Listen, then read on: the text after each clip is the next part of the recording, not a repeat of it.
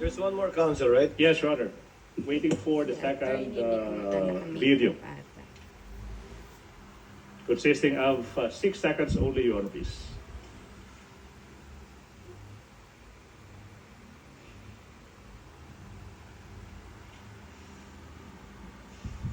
Naka-lipstick din.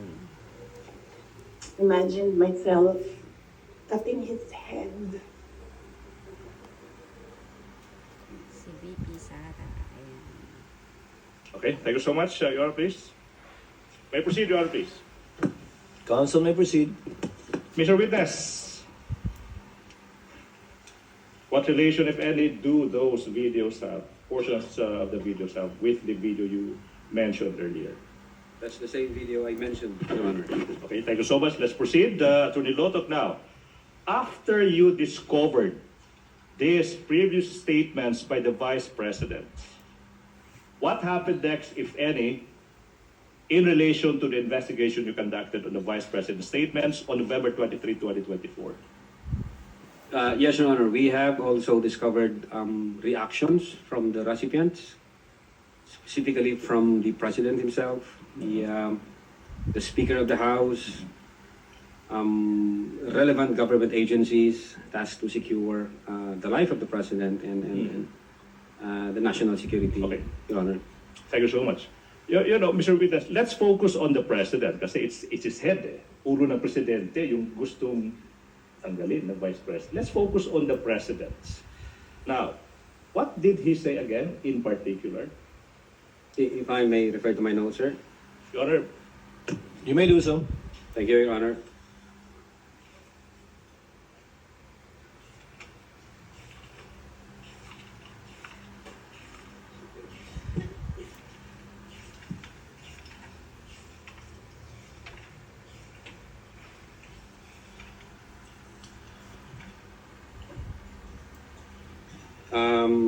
Yes, Your Honor.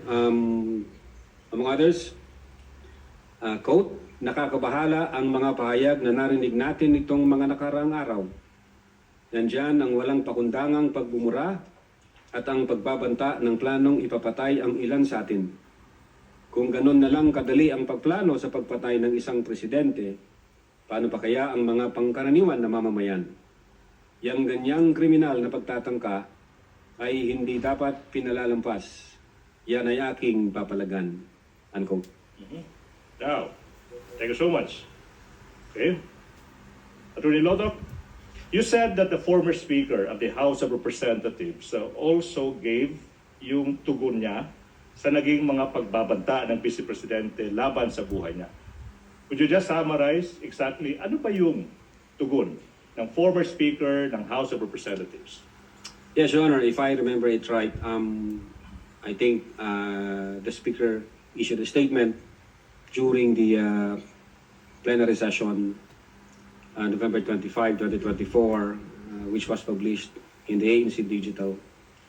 And then, among others, the former Speaker stated that the utterances were dangerous, unprecedented, isa itong banta sa demokrasya at sa seguridad ng bansa.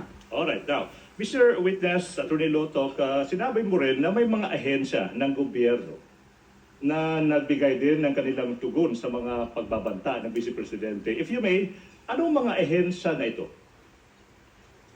Yes, Your Honor.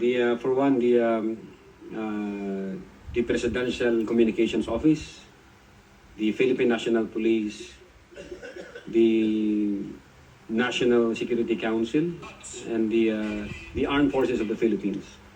Okay. Let's focus on muna sa Presidential Communications Office. Ano ba yung statement ng Presidential Communications Office, kung alam mo?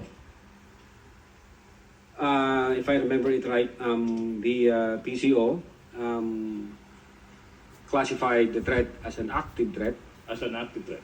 and directed the Presidential Security Command to, I think, investigate the matter. As an active threat. Yeah, it was the Executive Secretary who directed the Presidential Security Command. So based on that statement. Okay. Now, sinabi mo rin yung Philippine National Police. Yung tanong is kung maalala mo, ano ba yung sinabi ng PNP in response sa naging mga pagbabanta ng Vice Presidente sa buhay ng Presidente sa kayong dalawa pa? Your Honor, if I may refer to my notes. Your Honor? You may do so, Your Honor. You may do so, Mr. Witness. Thank you, Your Honor.